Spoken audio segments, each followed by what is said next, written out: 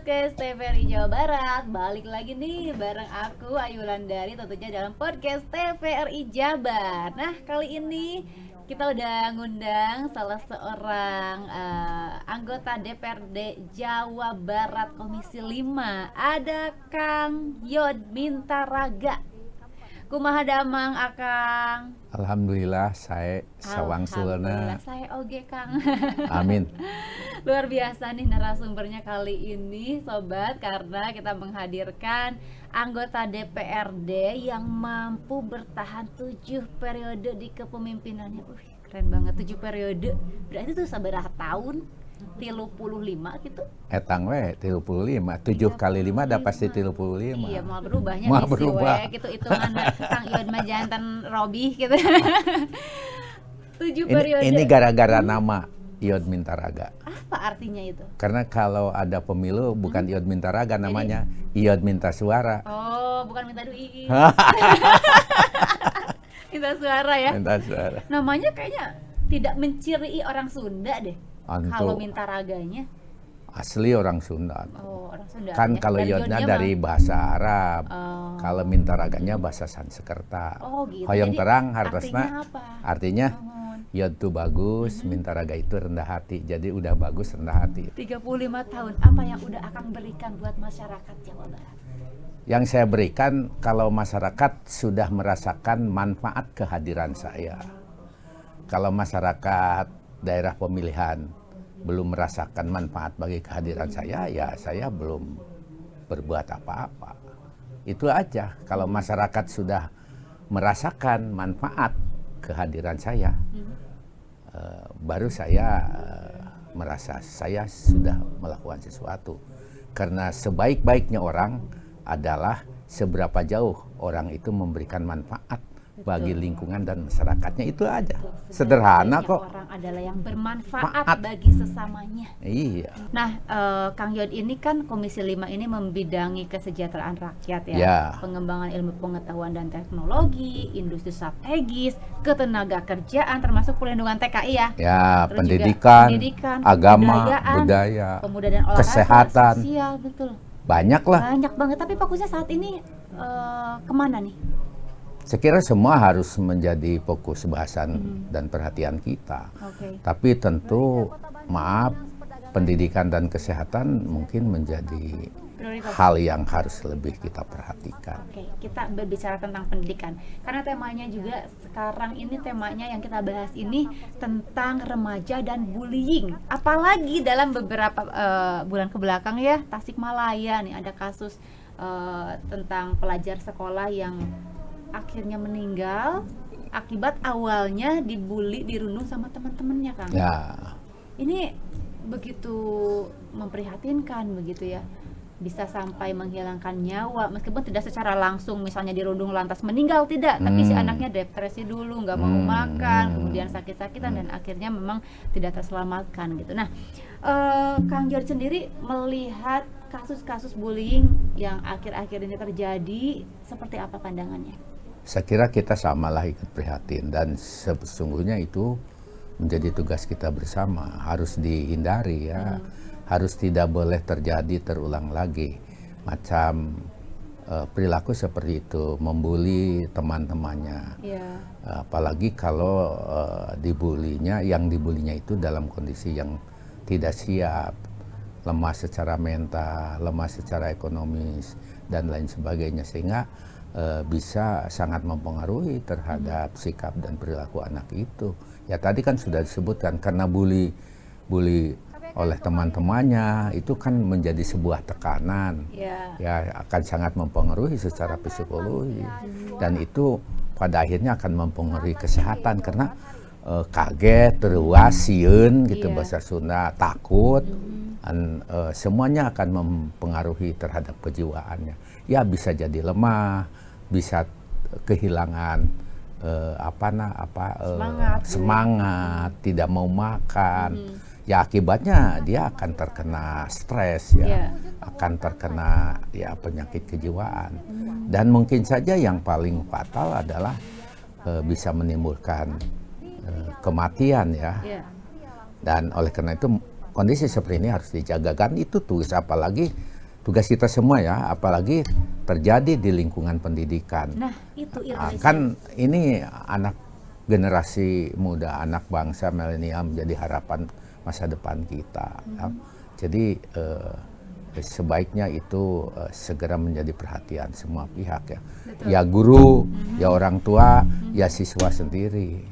Ada upaya nggak yang dilakukan sama anggota legislatif gitu ya untuk membuat sebuah kebijakan, mungkin akan adanya sanksi yang diberikan jika kasus ini terulang lagi, baik itu bagi lingkungan sekolahnya atau pelakunya, atau gimana nih Kang? Saya kira memang sangat perlulah sebuah kebijakan di pemerintah daerah. Perlu ada pengaturan lah ya, walaupun tentu sesuatu yang terjadi atau sebuah persoalan tertentu itu tidak harus diatur oleh peraturan yang tersendiri ya.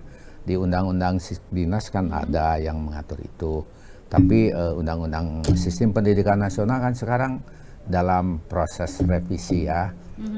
Terus di Jawa Barat tentu nantinya kalau itu terjadi dan itu masuk misalkan salah satunya, nanti peraturan daerah yang mengatur tentang pendidikan di Jawa Barat juga itu tentu harus menyesuaikan.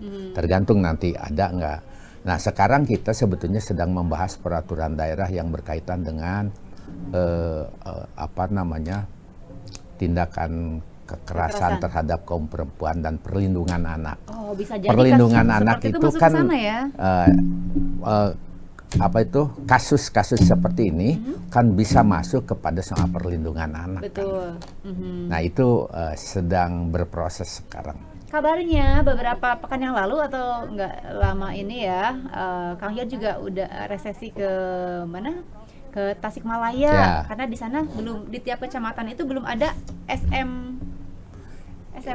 SMA negeri. Berarti mengimbau kepada dinas pendidikan di sana untuk untuk mengadakan SMA di tiap kecamatan atau gimana? Ya kita kan pembangunan yang dilakukan di Jawa Barat itu adalah kesepakatan bersama yang sudah di DPRD antara gubernur, kepala daerah terpilih dan wakilnya.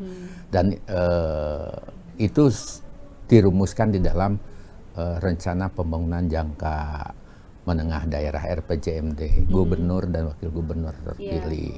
Termasuk di dalamnya janji-janji gubernur, wakil gubernur.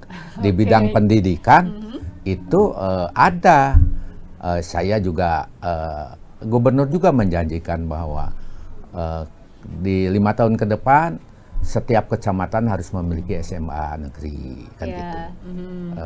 Maka itu menjadi bagian dari dokumen pembangunan. Oleh karena itu ya kita sangat mendukung setiap kecamatan di Provinsi Jawa Barat ya itu harus minimal 1 SMA negeri. Minimal 1 SMA negeri. Karena ini juga ada keterkaitannya dengan sistem penerimaan siswa baru. Iya.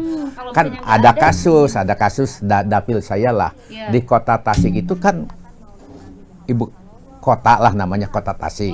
Ada yang namanya Kecamatan Bungursari. Di situ tidak ada SMA negeri. Lalu dia mengikuti penerimaan siswa berdasarkan zonasi, tidak masuk juga. Iya dong. Nah, akhirnya apa? Nganggurlah anak itu. Jadi, karena prestasi tidak masuk, zonasi juga tidak masuk karena jauh gitu. Nah, dari kondisi seperti ini kan mau tidak mau tidak suka, dan kita harus berpikir untuk kepentingan rakyat. Jangan ada yang dirugikan dengan sistem penerimaan siswa baru.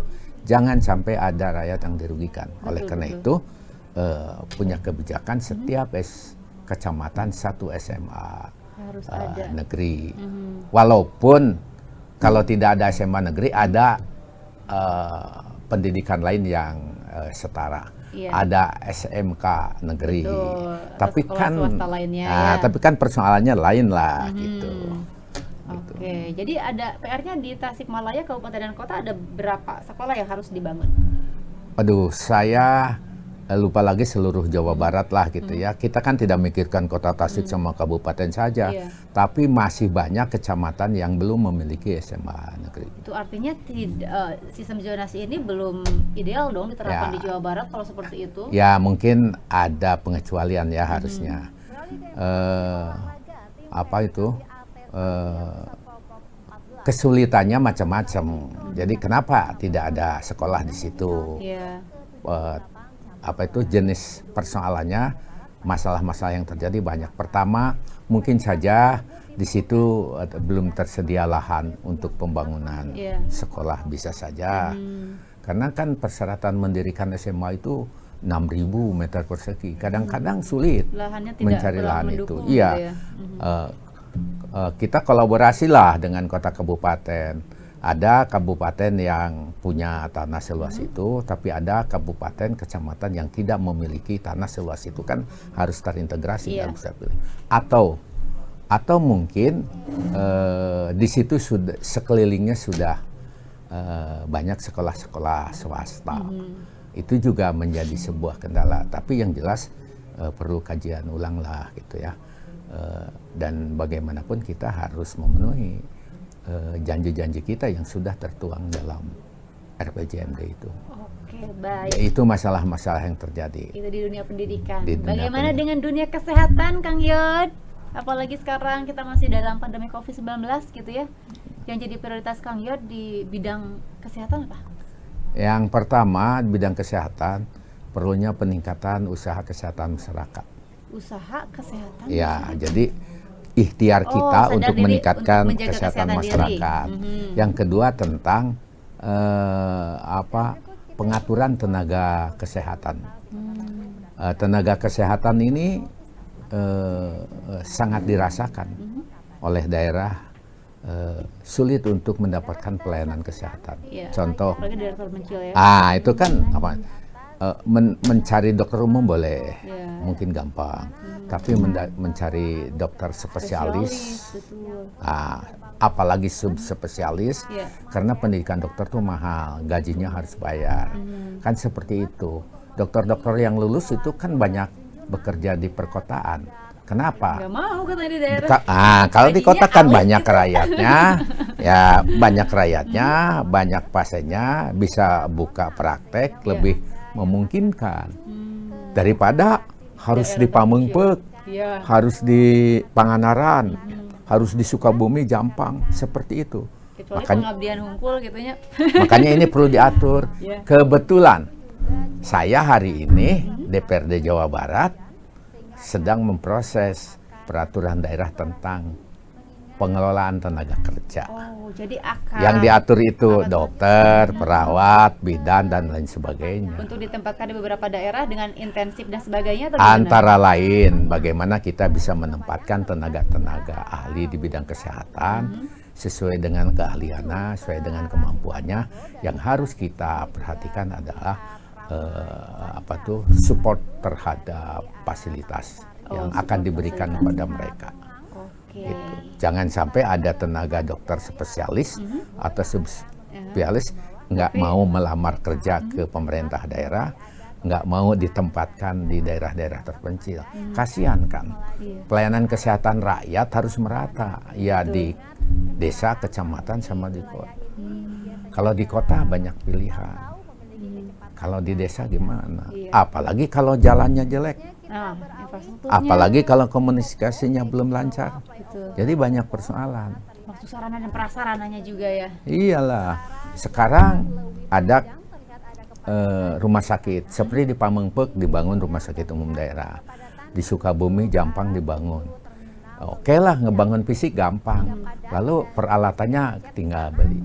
Dokternya gimana? Tenaganya gimana? Semuanya harus. Itu juga bagian yang tidak terpisahkan dari upaya kita membangun tingkat kesehatan masyarakat yang lebih paripurna. Kang, suka dukanya jadi anggota dewan apa sih? Apa? Dielu-elukan gitu. Sukanya apa, dukanya apa jadi anggota DPRD, apalagi 7 periode. Banyak sukanya kayaknya kalau mau bertahan selama ini mah ya. Kedulunya ketua RW, saya pensiun dini. Sama aja, tergantung kita memaknainya, tergantung kita melaksanakannya. Enjoy aja lah gitu. Ada peralihan dari PNS ya, terus memilih pensiun dini. Apa yang buat Akang malah memilih pensiun dini? Kan sama aja PNS juga mengabdi untuk negara. Ya mungkin saya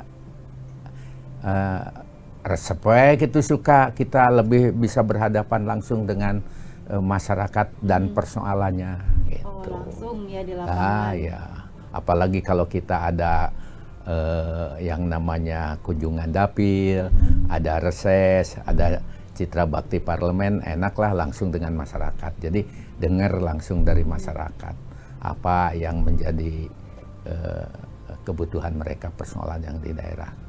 Dan kita punya kewajiban karena diatur undang-undang memperjuangkan apa yang menjadi kebutuhan mereka. Ya, sejauh ini tengah diperjuangkan, terus diperjuangkan ya Kang ya?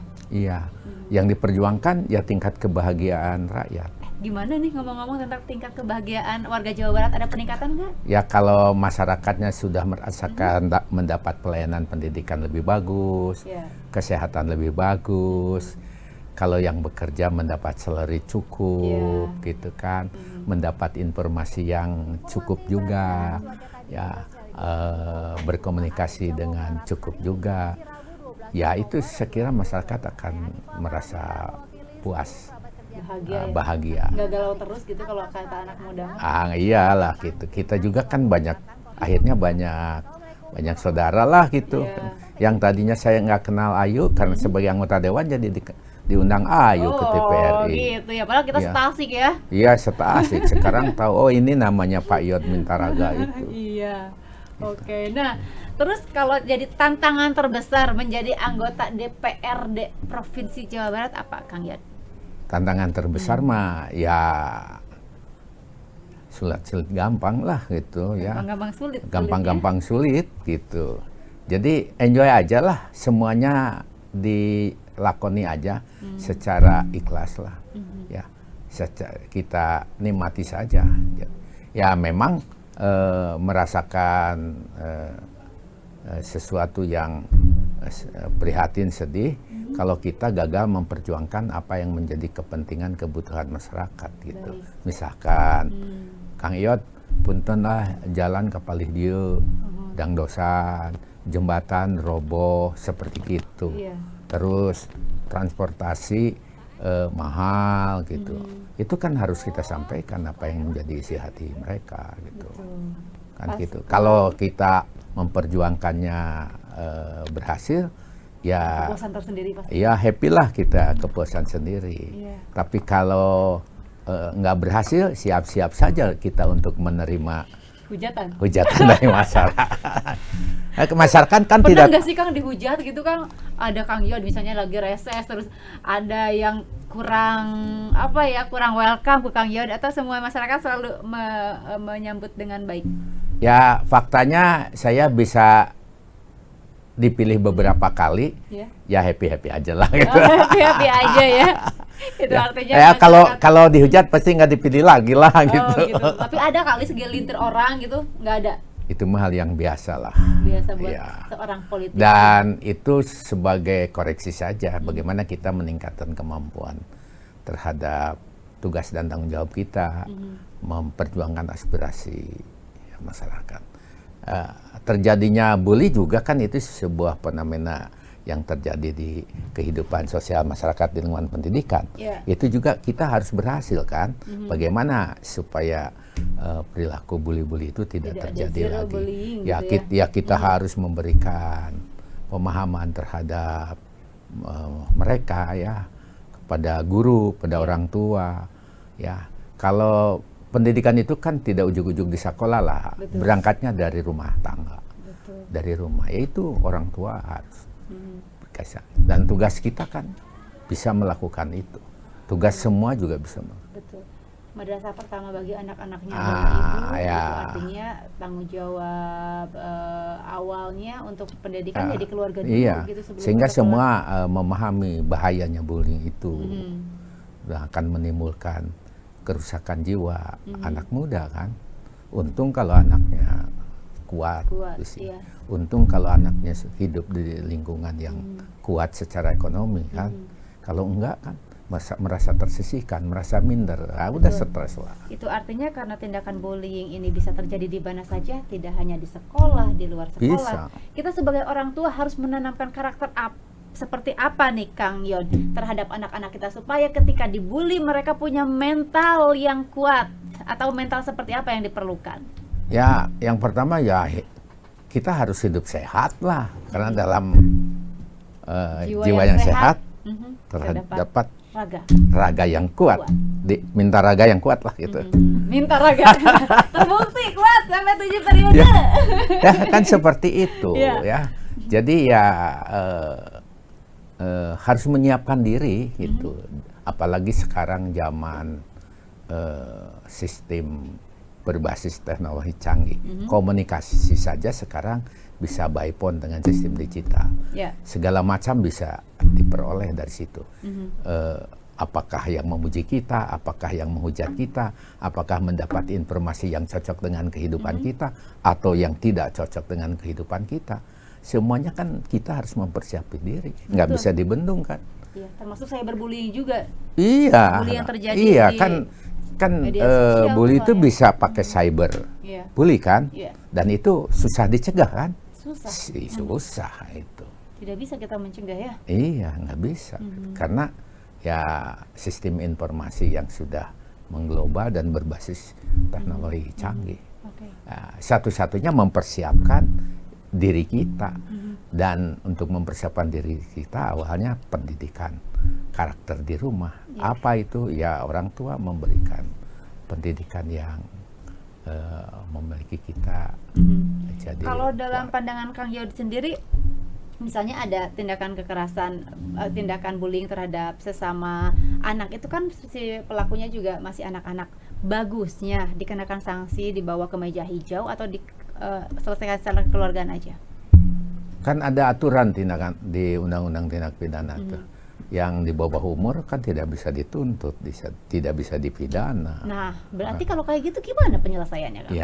Ya pendidikan budi pekerti dong. Pendidikan budi pekerti harus ditanamkan gitu ya, sehingga orang pada akhirnya akan menghormati, menghargai diri sendiri dan orang lain kan gitu. Kan tidak bisa orang, kalau yang membulinya orang gila kan nggak bisa masuk ke sidang itu. Anak kecil juga, walaupun itu mungkin tidak bisa dipidana, tapi prosesnya tetap harus berjalan saja mungkin. Ya lembaga peradilan lah lebih memahami itu. Oke, baik Kang Yon, karena waktu kita terbatas, ayo berikan kesempatan buat Kang Yon buat menyapa sobat podcast TVRI Jawa Barat. Apa yang mau disampaikan ke masyarakat Jawa Barat, Kang Yon, terkait bullying dan juga kenakalan remaja ini, remaja dan bullying. Boleh Kang Yon? Pertama saya ucapkan terima kasih TVRI Podcast sudah mengundang, memberikan kesempatan pada saya untuk ngobrol gitu. Yang kedua tentu saja kasus-kasus bully itu sering terjadi, bukan di lingkungan pendidikan saja, di ruangan yang lebih besar bisa terjadi, tapi kalau di pendidikan kan yang jadi korbannya anak-anak, harapan bangsa ya. Oleh karena itu saya berpesan kepada semua pihak, terutama orang tua ya, harus secara sungguh-sungguh memberikan bimbingan pendidikan di rumah, sehingga terbangun jiwa anak yang mampu memberikan, saling menghargai dan menghormati sesama infront Allah. Baik, hatur nuhun pisan Kang Yon, sehat dan sukses selalu. Amin. Selalu amanah dalam mengemban tugas untuk masyarakat Jawa Barat. Nuhun doanya, kan doa itu. Iya. Ya, nanti kita ketemu di Tasikmalaya. Amin. Kita ketemu nanti. Dan pastinya juga terima kasih banget nih buat sobat podcast TVRI Jawa Barat yang udah nonton tayangan ini ya. Semoga selalu menginspirasi dan juga menambah wawasan, dan juga bisa menangkap apa yang diobrolkan pada podcast kali ini. Jangan lupa like, comment, dan subscribe TVRI Jawa Barat. Jadi objek tongkilatnya kena subscribe. Atur nuhun, terima kasih, sampai jumpa di podcast selanjutnya.